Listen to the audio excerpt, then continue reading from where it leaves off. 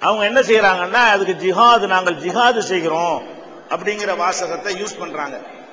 அவங்க யூஸ் பண்ணுவதாகத்தான் மீடியாக்கள் எல்லாம் என்ன செய்கிறது வருகிறது. அப்ப ஜிஹாதுன்னா என்ன கேட்டா, ஜிஹாது என்பது இஸ்லாத்தில் இருக்கிறது. இஸ்லாத்துல குர்ஆன்ல இருக்கிறது. ஜிஹாதை பற்றி என்ன இருக்கிறது? குர்ஆன்ல இருக்கிறது. ஆனா ஜிஹாதுல என்னங்கிறதுல தான் இவர்கள் விளங்காம என்ன செய்யறாங்க, மூளை செலவு செய்யப்பட்டிருக்கிறாங்க. ஜிஹாது என்று சொன்னால் தர்ம யுத்தம். ஜிஹாதுக்கு என்ன அர்த்தம் கேட்டா, தர்மத்திற்காக வேண்டி, நியாயத்திற்காக வேண்டி ஒரு அரசாங்கம் இன்னொரு அரசாங்கத்தின் மீது நடத்துகிற யுத்தத்துக்கு பேர் ஜிஹாத். கவர்மெண்ட்டுகளுக்கு மத்தியில தான் ஜிஹாத் வரும். நல்லா விளைக்கணும். ஜிஹாது என்பது உதாரணமா இப்ப நம்ம நாட்டை எடுத்துக்கிறோமே, பாண்டவர்களுக்கும் கௌரவர்களுக்கும் யுத்தம் நடந்துச்சா இல்லையா? அதான மகாபாரதம். அந்த யுத்தத்துல ஒரு நியாயத்துக்கு போராடினார்கள் சொல்லி தானே நம்ம அந்த யுத்தத்தை ஏத்துக்கிறோம். அதுலயும் ஆயுதம் தான்.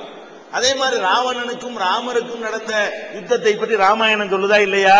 அப்ப ராமர் எதுக்கு ஆயுதம் தரித்தாரு? அவரை வன்முறைக்கு தரிக்கல. அவருடைய நாட்டுக்குள்ள நுழைந்து அவருடைய மனைவிய இன்னொரு நாட்டுக்காரர் தூக்கிட்டு போயிட்டாண்ட உடனே அப்ப ஒரு அத்துமீறல். நம்ம நாட்டுக்குள்ள எப்படி அத்துமீறி வரலாம்? இது ஒரு நாடு, அது ஒரு நாடு. அன்னைக்கு நம்ம நாட்டுக்குள்ள இன்னொருத்தன் எப்படி அத்துமீறி வரலாம்னு சொல்லி நியாயம் கேட்பதற்காக ஒரு கவர்மெண்ட். ராமர் என்பது அவர் ஒரு கவர்மெண்ட், ராவணன் என்பது அவன் ஒரு கவர்மெண்ட். அப்ப ஒரு கவர்மெண்ட்ல உள்ளவன் இன்னொரு கவர்மெண்ட் மீது படையெடுத்து வந்தாலோ அல்லது உள்ள நுழைஞ்சி சேட்டை செஞ்சுட்டு போனாலோ இந்த ஒரு நாடு என்ன செய்யணும்? அவங்களுக்கு பதிலடி கொடுக்கணும். காப்பாற்றுற கடமை இருக்குது. இதுக்கு பேர் தான் இஸ்லாம் ஜிஹாதுன்னு சொல்லுகிறது. இப்ப உதாரணமா எடுத்துக்கொண்டோமே ஆனால், இந்தியா இருக்கு, பாகிஸ்தான் இருக்குது.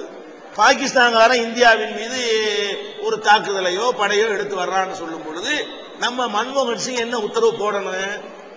என்ன அவருக்கு நாட்டுக்கு என்ன தளபதியில் என்ன கட்டளை போடணும்னா, வெட்டு கொள்ளு, தியாகம் பண்ண தேசத்துக்காக சொல்வாரா இல்லையா? ஏன் அதான் சொல்லணும். அப்பதான் நம்மளை காப்பாற்ற முடியும். அவர் பிரதமரா இருக்கிறார். என்னையை காப்பாற்றணும், பெண்களை காப்பாற்றணும், குழந்தைகளை காப்பாற்றணும், அப்பாவிகளை காப்பாற்றணும், நாட்டுடைய சொத்துக்களை காப்பாற்றணும், நாட்டுடைய மான மரியாதையை காப்பாற்றணும், இறையாண்மையை காப்பாற்றணும் என்பதற்காக வேண்டி அவர் போர் செய்வாரா இல்லையா? அப்ப நியாயத்திற்கு ஒரு போர் நடக்கும். ரெண்டு நாடு சண்டை போடுதுங்க. ஒரு நாட்டின் பக்கம் நியாயம் இருக்குது, ஒரு நாட்டின் பக்கம் நியாயம் இல்லை. நியாயம் எந்த பக்கம் இருக்கிறதோ அவர்கள் செய்வது தர்ம யுத்தம், இவர்கள் செய்வது ஆக்கிரமிப்பு யுத்தம் அப்படின்னு பிரிக்கிறோம் இல்லையா? அந்த மாதிரி நபிகள் நாயகம் அவர்கள் காலத்துல அவங்க மத தலைவரா மட்டும் இல்ல, நிறைய பேர் அப்படித்தான் நினைத்து வைத்துக் கொண்டிருக்கிறார்கள். நபிகள் நாயகம்னா அவர் ஒரு மத குரு, ஒரு மதத்தை நிறுவியவர் மட்டும் நினைக்கிறாங்க. மதத்தை மத குருங்கிறது உண்மைதான். ஆனால் இந்த மதத்தை சொல்லி ஆரம்பத்தில் ஊரை விட்டு விரட்டப்பட்டு பிறகு மதீனாங்கிற இன்னொரு ஊருக்கு போய் அங்க உள்ள மக்களை எல்லாம் வென்றெடுத்து அங்க ஒரு கவர்மெண்ட்டை நிறுவி இந்தியாவுடைய பரப்பளவுக்கு, இப்ப இருக்கிற இந்தியா இருக்கிற இந்த இந்தியாவின் நிலப்பரப்பு அளவுக்கு ஒரு சாம்ராஜ்யத்தை அவர்கள் உருவாக்கி அதனுடைய சக்கரவர்த்தியாகத்தான் மரணித்தார்கள். நபிகள் நாயகம் மரணிக்கும் பொழுது ஒரு மத குருவாக மரணிக்கவில்லை. அவர் மரணிக்கும் பொழுது ஈரானுடைய எல்லை வரைக்கும் அந்த சாம்ராஜ்யத்தை விரித்து விட்டு பெரிய ஒரு சாம்ராஜ்யத்தினுடைய அன்றைக்கு இரண்டு வல்லரசுகள் இருந்தன. நபிகள் நாயகம் காலத்துல எப்படி நம்ம கொஞ்ச நாளைக்கு முந்தி அமெரிக்கா ரஷ்யா என்று ரெண்டு வல்லரசு உலகத்தில் இருந்ததோ அந்த மாதிரி நபிகள் நாயகம் காலத்துல பாரசீக வல்லரசுன்னு ஒன்று ஈரானை தலைமையகமாக கொண்டு இருந்தது. இன்னொன்னு ரோமாபுரி வல்லரசுன்னு ஒன்று இருந்தது, இத்தாலிய ரூமை தலைநகரமாக கொண்டு இருந்தது. அப்ப ரோம பாரசீக ரெண்டு சக்கரவர்த்திகள் தான் உலகத்துக்கே பயங்காட்டிக்கிட்டு இருந்தாங்க அவங்க காலத்துல. இது ஒரு 1400 வருஷத்துக்கு முந்தின ஒரு வரலாறு. அந்த காலத்துல இந்த ரெண்டு வல்லரசுகளை விட பெரிய வல்லரசாக நபிகள் நாயகம் அந்த சாம்ராஜ்யத்தை உண்டாக்கிட்டு தான் மரணித்தாங்க. அப்ப அவர்கள் இந்த மதத்தின் அடிப்படையில் பிரச்சாரம் பண்ணி ஒரு நாட்டை உருவாக்கி இருக்கும் பொழுது அண்டை நாடுகள் யுத்தம் செய்ய வருவாங்க, தாக்க வருவாங்க, அழிக்க வருவாங்க. வரும் பொழுதெல்லாம் எல்லையில மடக்கி நபிகள் நாயகமே படை திரட்டிக்கிட்டு போய் அவங்கள தாக்குதல் பண்ணும் பொழுது ஜிஹாதுக்கு வாருங்கள் அழைத்திருக்கிறார்கள். அவங்க கவர்மெண்ட் மத குருவாக நீங்கள் இதை பார்க்க கூடாது. ஒரு நம்ம மன்மோகன் சிங் பாகிஸ்தான் மீது படையெடுப்பதை நீங்கள் எப்படி புரிந்து கொள்ள வேண்டுமோ, பாகிஸ்தான் தாக்குதல் வரும்போது முறியடிப்பதை எப்படி புரிந்து கொள்ள வேண்டுமோ, அந்த மாதிரி இன்னொரு நாட்டுக்கான அத்துமீறி நம்ம நாட்டுக்குள்ள புகுந்து வருவானையானால் அவனை தடுத்து நிறுத்தணுமா இல்லையா? நபிகள் நாயகம் காலத்தில் நடந்த போர் பூராவுமே அவங்க நாட்டு எல்லைக்குள்ளதான் நடக்குது. இவங்க போய் நடத்தின அவன் எல்லையில் நடந்திருக்கணும். அவங்க நாட்டுக்குள்ள வர்றான், உள்ள வர்ற வரைக்கும் பார்த்துட்டு இருந்தா என்ன செய்யறாங்க, அவங்க பார்டர்ல வச்சு மறிக்கிறாங்க. அப்ப நபிகள் நாயகமே ஒரு 10-12 போர்களுக்கு தலைமை தாங்கி சென்றிருக்கிறாங்க. அவங்க தளபதியாகவும் இருந்திருக்கிறார்கள். மத குருவாக இருந்து வாள் எடுத்து போரும் செய்திருக்கிறார்கள். மக்களுக்கு ஒண்ணு சொல்லிட்டு நீங்க எல்லாம் போய் காப்பாத்துங்கன்னு அவங்க சொல்லல.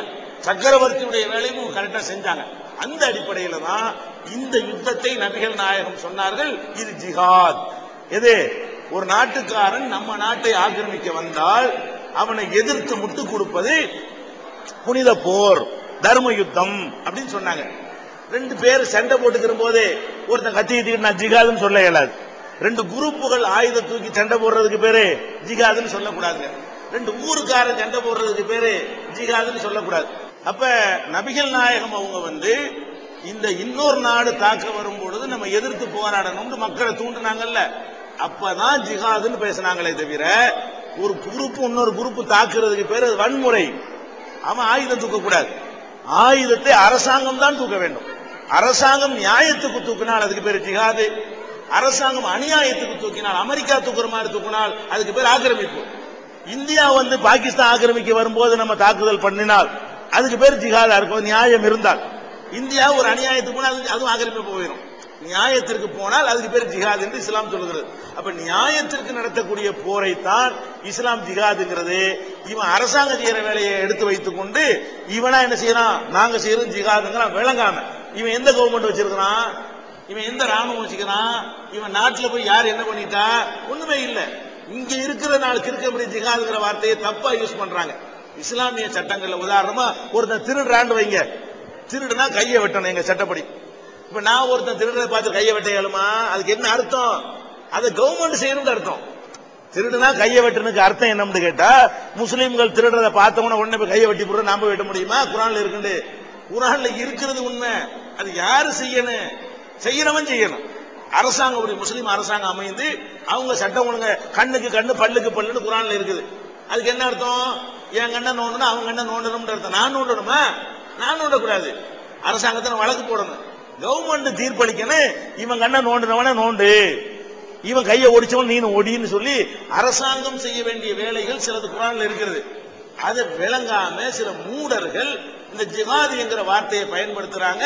எதுக்கு பயன்படுத்துறாங்கன்னு கேட்டா, அப்பதான் சில மதத்தை நம்பக்கூடியவர்கள்ட்ட ஆதரவு கிடைக்கும். இதுக்கு உதாரணம் சொல்வதாக இருந்தால், இது இவங்க மட்டும் இது செய்யறது இல்லைங்க. இப்ப பள்ளிவாசலை இடிக்கிறதுக்கு ஒரு அந்த பாபர் மசூதி செய்யுமா ஒரு கூட்டமா போனாங்க. இது இந்து மக்கள் யாருக்குமே இதுல உடன்பாடு கிடையாது.